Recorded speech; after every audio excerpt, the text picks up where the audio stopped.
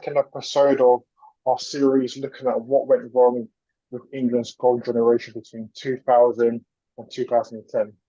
And this episode, Kieran, I think we've got to discuss the managers we had at that time. I think for that 10-year period, there's some really good, I think, good coaches and good managers, a mixture of both. The likes of Sven-Göran Eriksson, who was very successful at Lazio during the 90s, Fabio Capello, who also won the La Liga with Real Madrid, and also Steve McClaren. I think Steve McClaren wasn't there for very long, but he had a good reputation as being a very good coach at Man United and was there and didn't quite work out for him for England. But again, we've had some decent coaches for that period. You know, usually you think decent coaches, decent players, automatically that means success. But it didn't work out that way for a lot of those managers. And despite almost winning tournaments and getting towards the latter stages, always fell short. And as much as we touched upon the players in the last episode, I feel like there is questions to be asked about the coaches as well and the decisions that they made throughout that period. Whether that's tactical nous, whether that's trying to get an environment and a culture of being together and going out to achieve as a team. Initially, what's your thoughts on the managers we had during that period? Do you feel like the coaches we had, we should have won more, or were you not really impressed with some of those coaches and managers? I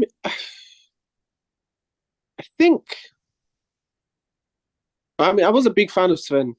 I liked Sven a lot. I felt he was always kind of trying to encourage the team to, go forward. Not recklessly, but, always encouraging attacking football. And one thing I liked about Sven is that he never really seemed like he had favourites, If a player's on form, he's going to be called up. I liked Sven. I think Would you say? I ultimately, don't know. Would you say he wouldn't have favourites? Because the reason I ask you that is because I feel like throughout maybe 2002 to 2006, there were certain players in that team who played every tournament, regardless of whether they couldn't play together. I know we mentioned Gerrard and Lampard, but at that time we had Michael Carrick, who was at Tottenham. During that period, you had Gareth Barry, who was at Aston Villa. Maybe could have produced had a bit of balance in that team. But it seemed like the likes of Beckham, Owen. I know Owen went to Real Madrid and wasn't the same player at Real Madrid, but he played every tournament. Lampard and Gerrard played every tournament. Beckham played every tournament. Would you say that you didn't have favourites?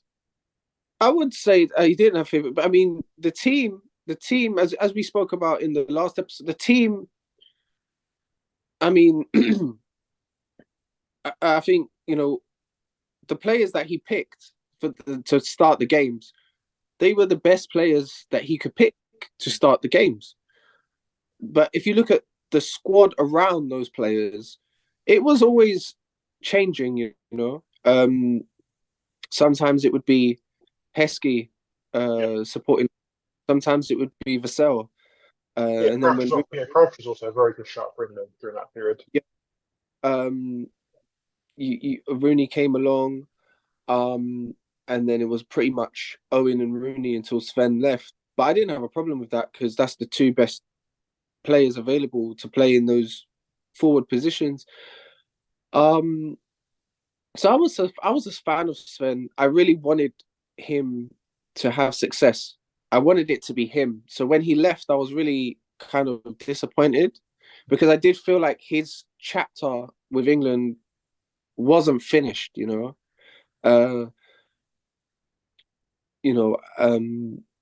went out of two major tournaments back to back to the same team. And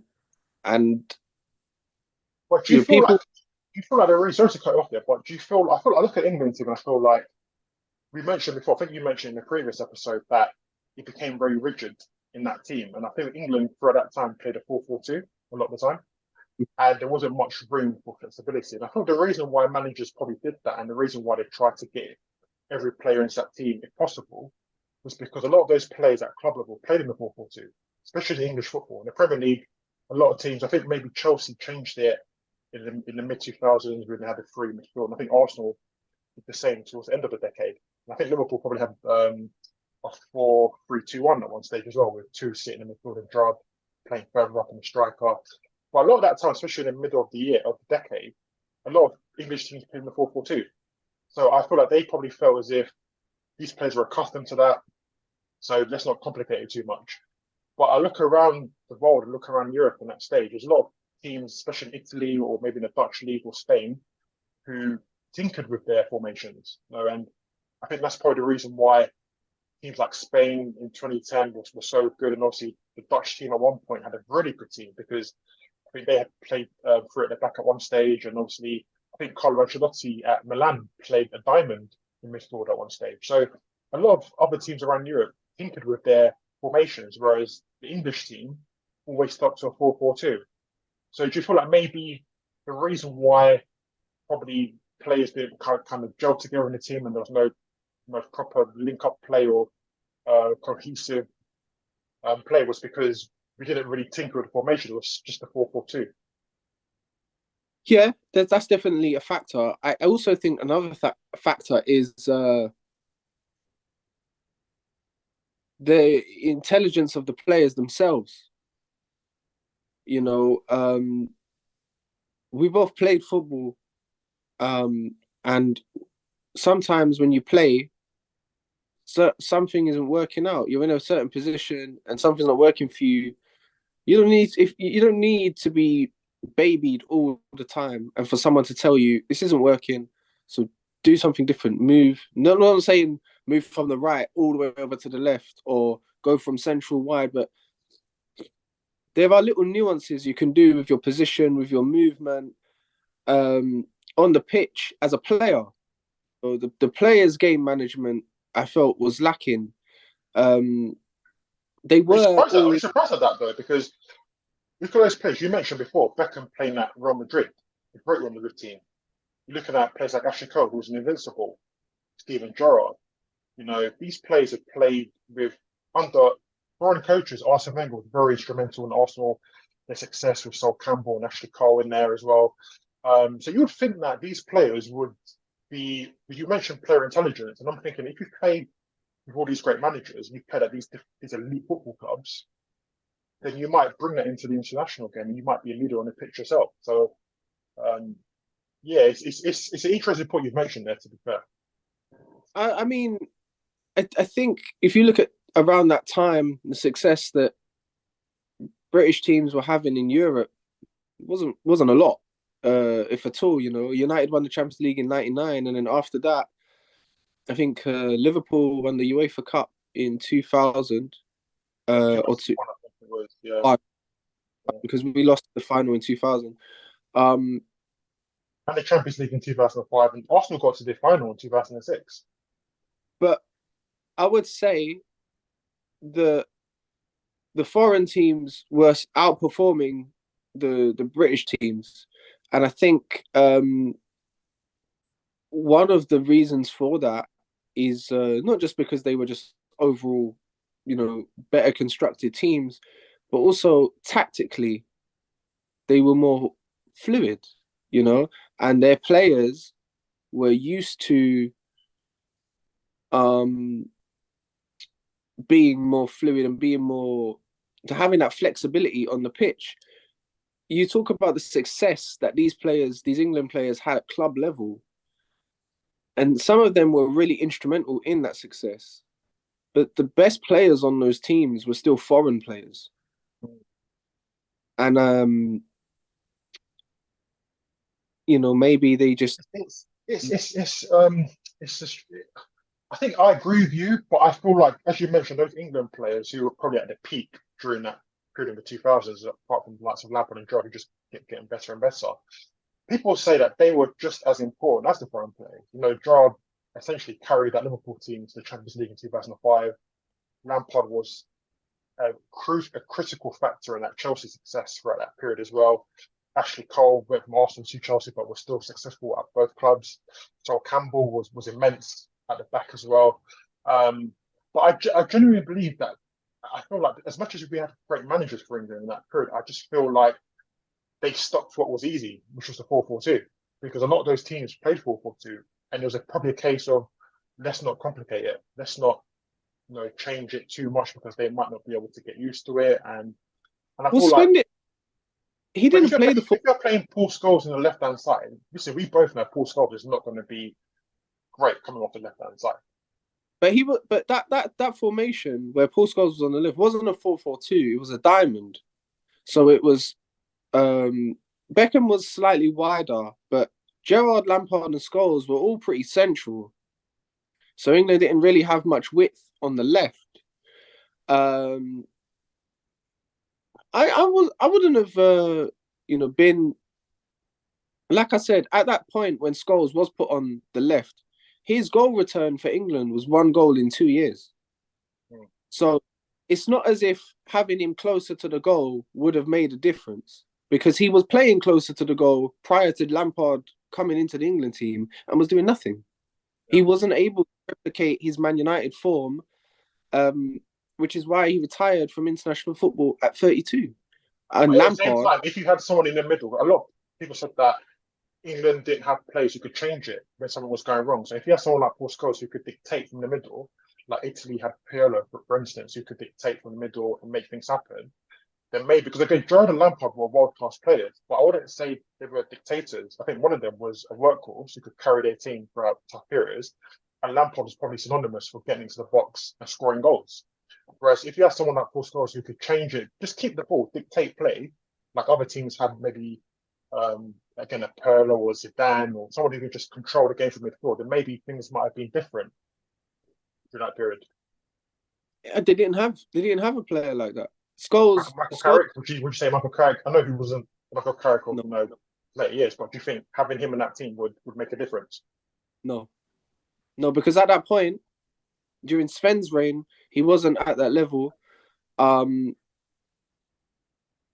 when he did come into the team, under later managers, albeit sporadically, I didn't really see much impact.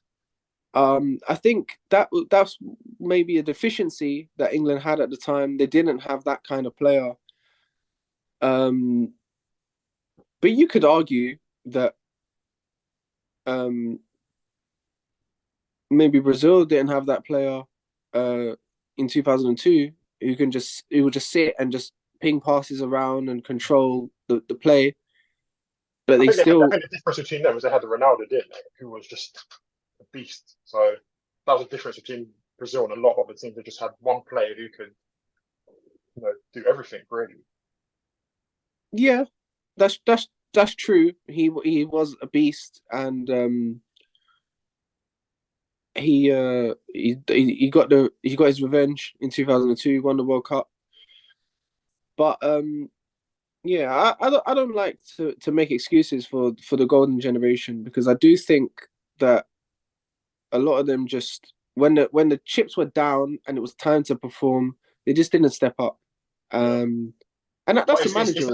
It's manager, yeah. Because I was going to ask you as well, because look, I just mentioned earlier that we've had managers who've been successful in other countries. Sven at Lazio, and obviously Pepe Capello at Real Madrid, where he managed big characters there. And I think the art of a great coach or manager is to manage big characters, is to manage big players who've got egos, players who come from different clubs, who are all competing against each other, bring them into an international environment. And again, international football is very different, because you haven't got many weeks to work on tactics or work on this or work on that. You've essentially got a couple of weeks every couple of months. And obviously you've got the major tournament, which you have, a 6-week period where you've got to essentially get things right. And I always feel like the best coaches always bring these players together and get the best out of them. And I think one great example for me is probably Carlo Ancelotti. He's been around different clubs in Europe for a long, long time. Every club he's been to, there's been world-class players. There's been big characters, big egos. But everywhere he's been, bar Everton, he's managed to win trophies and be successful. And you're judged on not just what you can do tactically, but you're judged on how you manage players.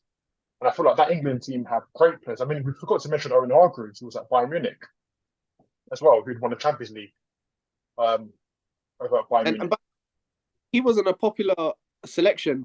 He wasn't, because of his Canadian background as well, yeah. And Sven used to pick him. Everyone used to hate that selection, and I can't remember what tournament it was. It might have been 2006. Yeah, the World Cup, yeah. We had a press conference, I think. to he was uh, one of the best performing players. yeah, A yeah. really, really good player, Owen Hargreaves. Very good player, man. And just goes to show that, Injuries just killed him, innit? Injuries just killed his career, I think. yeah, definitely, because he's a very good player. I really liked Owen Hargreaves. I feel like, yeah, again, managers have to be able to deal with that. You have to bring big characters together. And I feel like Capello, for me, was the biggest surprise. I don't know what you think, but when Capello took over, and especially in the lead up to the 2010 World Cup, England's qualifying stage was pretty good. I mean, there's some pretty good performances in there. They've looked pretty confident going into 2010. And I'm thinking, okay, this is probably England's best chance of winning the tournament, this time around, because they've got a great manager in Capello. Beckham was in the squad. I think Rio Ferdinand got injured before the tournament. Nat Period as well. But I thought Capello, who's been there, who's done it, who's managed all these great players, he would be the perfect manager to bring this team together and be successful. But it just turned out to be a massive disaster. And I want to get your thoughts. How did you see that Capello period? Were you disappointed? Were you not surprised? How did you kind of see that stage? um, I think post Sven, the following appointments, the one with Steve McLaren and the one with Capello, they were both bad appointments for different reasons. With Capello, I felt like he had this disdain for the culture that he came into with the England team. And I think he spoke on it as well. He felt like there was this arrogance. And I think he also he got a lot of that from the media, because he was seeing how the media would write up England's hopes in the papers and stuff, and he said, "What? There shouldn't be this pressure on the players' expectation because they haven't done it. They haven't won anything since 1966. They haven't even reached the semi-finals of major tournaments since '96, and also the 1990 World Cup. So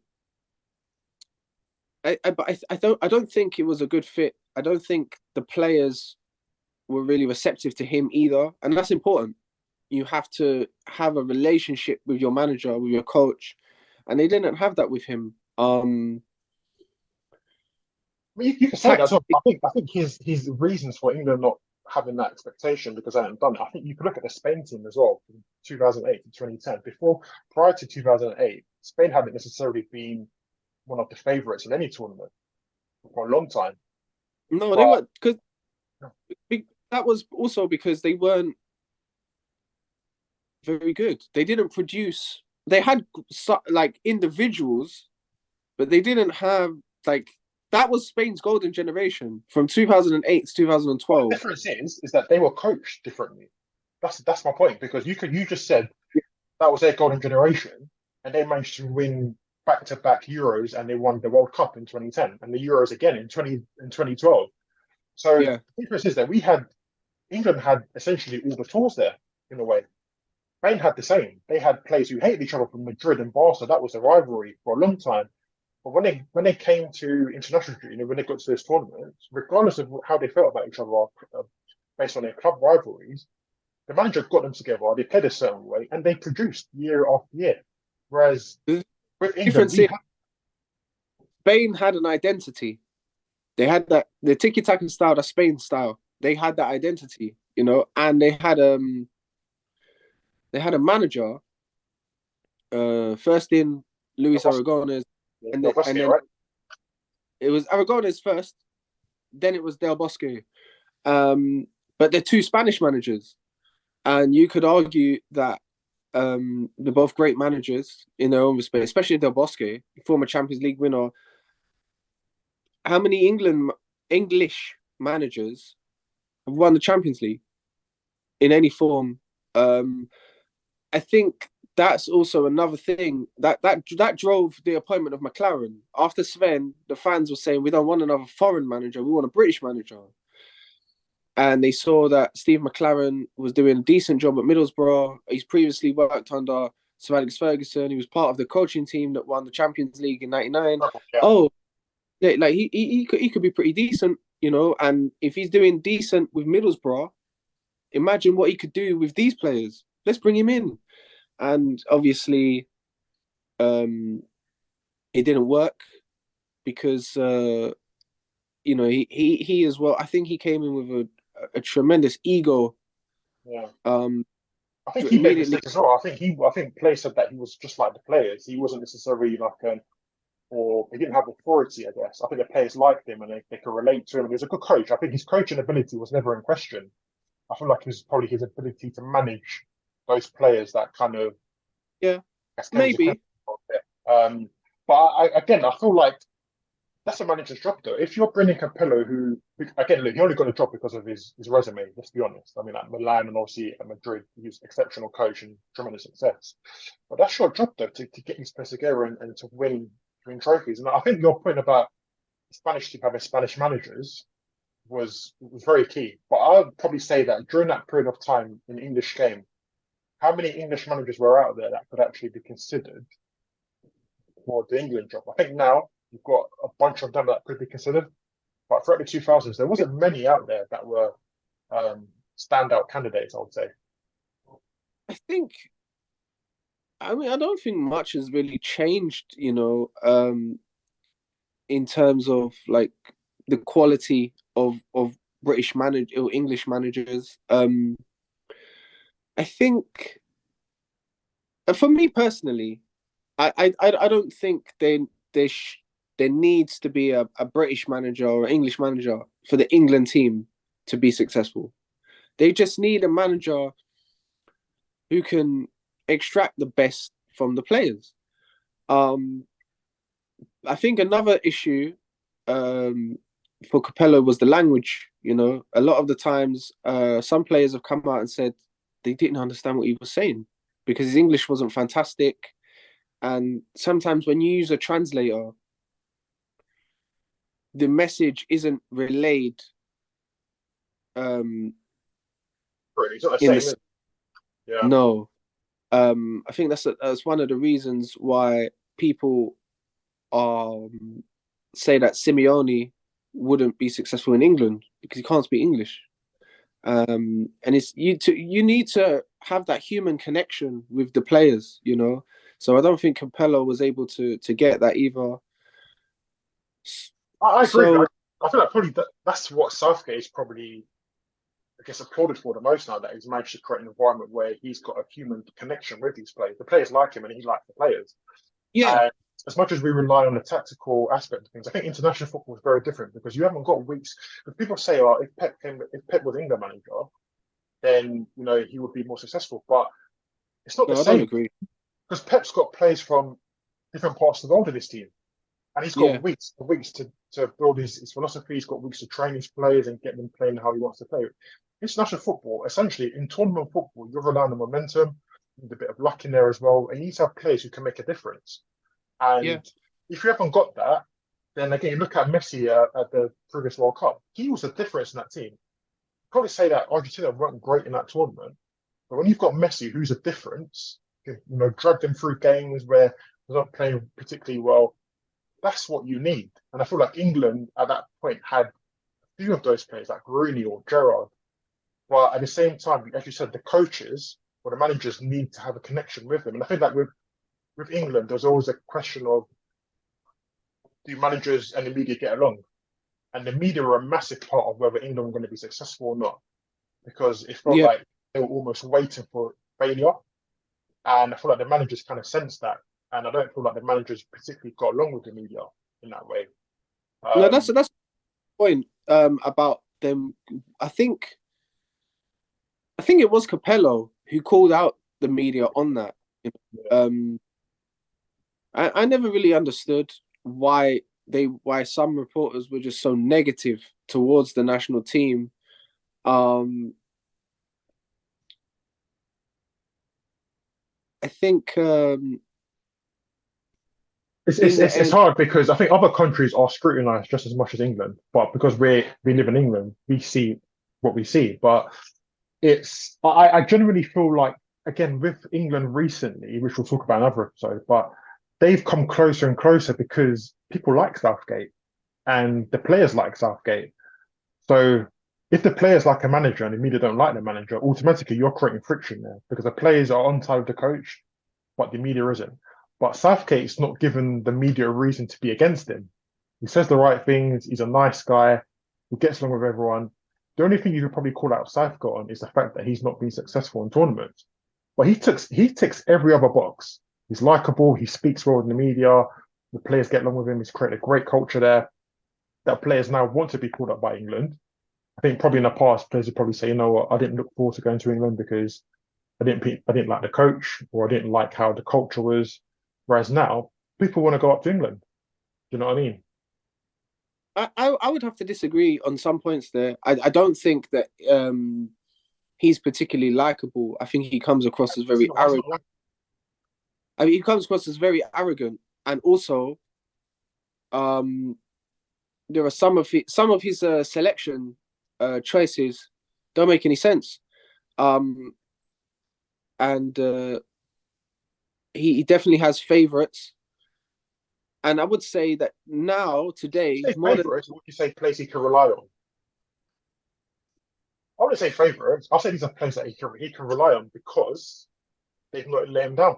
And if you've got go back to your point about him being arrogant, if you've got into a World Cup semi final and a Euros final, and being a kick away from winning that tournament, which I don't know, is it arrogance or has he earned the right to have his selections? Has he earned the right to not be questioned about his squad selections? That's what I think. I don't think he's an arrogant person. I think that he's done a lot of good for England. He's created a great culture. He's got into two. Absolutely, the change has been like the culture change has been the most positive difference. It's incomparable. The England culture and the excitement for when England go to a tournament now is incomparable to any of the previous managers that we've discussed. You say that he earned the right. I would say no, because England have come close, but they haven't done it. And until they do it, you can always question, why is this player there and why is this player closer? It's come closer than other managers have come. Close, but no cigar. He hasn't done it. You have to win. That's the whole point. You need to agree win. with you. He's got to win, but I feel like, okay, let me ask you a question. If Southgate was in charge of that golden generation, let's just say he went to Euro 2004, or actually not 2004, because I think with the Rooney injury, that was probably, like you said, was a factor. But if he was in charge of, let's say, the 2016, they went to World Cup, would England, would they have won that tournament if Gareth Southgate was in charge of England? It's hard to tell because it was a penalty shootout that knocked England up. Because Rooney, I don't know if you remember, in April of that year, remember the team fly out in May to go to the tournament in June.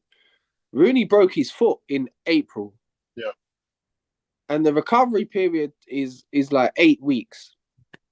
Now, Sven chose to gamble on Rooney, who was subpar the whole tournament, but he was subpar because he probably wasn't fully ready. I think a lot depends on, like, we've seen Southgate leave players out. Bring players along previously who haven't been completely fit. Like Saka, was just recovering from an injury, and I was horrified to see him playing in England's most recent games. I think he would have taken Rooney as well, and I think that was a sign of desperation, because, like I said before, there was a dearth in the quality below the first 11 at that time. There were not world-class players you could call on, or even like just very good players you could call on in a big player's absence. If Beckham is injured, who are you going to call on? You got Kieran Dyer, okay, good player, but he's not a great player. I think Junai pretty might say someone like, I think we had versatile players, like someone like Hargreaves would play on the right hand side, or maybe Aaron Lennon, who's playing regularly for Tottenham at that time, who offered something different, who was quick. You get behind him. He wasn't necessarily quality, but in terms of him getting behind defenders, the level's gone from here to here now. It's a massive drop. It's the equivalent of if Brazil lost Ronaldo.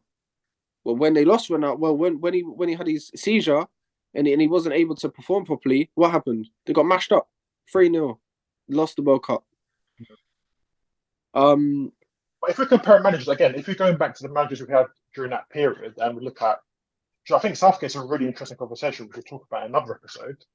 But I feel like if England had a manager who could bring the team together and you know create a good environment and just got along, because again, people might not look at it, but it's a critical factor in any international football. There's been many times where we've seen managers being hounded out of their positions because the media don't like them or they've lost the game they shouldn't have lost, and that's changed the narrative and the media are against them now. Club football is different because the media, everyone gets behind the national team, whereas at club football, you might have reporters who report on Newcastle, ones who report on Man United or Arsenal. So there's different agendas there. Whereas for the England manager, he's essentially the focus of every single journalist in that country. And if you don't tick boxes and if you don't give people a reason to like you and give you a chance, then it's very difficult to get that support because that translates to the players. Then you hear stories coming out that might not be true, but they start to come out saying, okay, he's not happy, he's not happy. You know, we look at Ben White being left at the England squad or being sent home in the World Cup. But again, we don't know the reason why that's happened. They've managed to keep a lid on that, or Sterling not being picked. There might have been stuff going on there. But with Southgate, I feel like the only pressure he's come under is the fact that he's picked Maguire, and everyone's had the same Harry Maguire, who's recently come back into form as we speak now.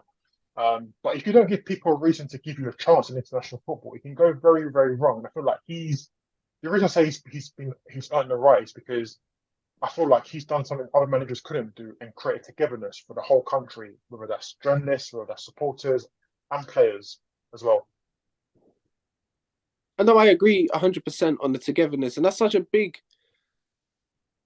plus for the nation that support the team, because I don't think that we were really. I think there was a section of fans that were kind of hoping that we would fail in trying to qualify for Euro 2008 under Steve McLaren, and the same was to be said for the when we were in the World Cup in 2010 under Capello. Now I think the whole nation wants to see England do well because they've created that expectation. But I also think that the players now, with social media and everything, they're more relatable as well. And I think that's also a big. I think they're more popular than the likes of Lampard, Gerrard, Owen. Yeah, but I feel like back then players were just footballers though. I feel like you were joshing your football. I don't think you. I agree. There are players that we both grew up not liking, but we respected those players because they were great football players. Like you probably say Ashley Cole, you probably hate Ashley Cole, but I do. You respected him because of his football to the talking, right? Whereas as you just said there, players now are likable, they're relatable, but we judged them based on what he did at a tournament at that time. No, I still judge them on the pitch. I mean, I'm not talking for me personally. I don't care. I don't follow any England players on social media. I only follow like a couple of Arsenal players, and that's it. But when I say that they're more personable now, I think there's that relatability with certain players, So like the England fans that have a West Indian background, they will relate to Sterling and everything Sterling's doing on social media, because he's got that Jamaican background. Then you got players like Jack Grealish. He caters to the younger England fans who like to drink during and after the games, like him, So I think that's also important for this generation here. Every generation is different. I personally think it was better without the social media. There was less distraction for the players, but we're talking about creating that bond between the fans and the players, which is really important for the players because we spoke in the previous episode about what were the reasons they failed. And I think one of the reasons was that the pressure You know, they had so much pressure. Now you get a lot of England players getting in their DMs on Insta, good luck messages. They wouldn't have had that back in the day. So they were just thinking, shit, if we mess up in this tournament, the media are gonna finish us, man. You're right. I think to end this podcast, I think the thing about the pressures is a really key aspect because I feel like back then the door was open to invite the pressure into camp. It was invited from the journalists, Mm. the fans, and everyone kind of took that upon themselves and they kind of crumbled a little bit. Whereas I think with the current setup in England, all that noise has been blocked out, whether it's good noise or bad noise. When you go on international duty with England, nothing else matters. When you're in that camp, everything else is blocked out. And I feel like the current setup of the team has probably helped that.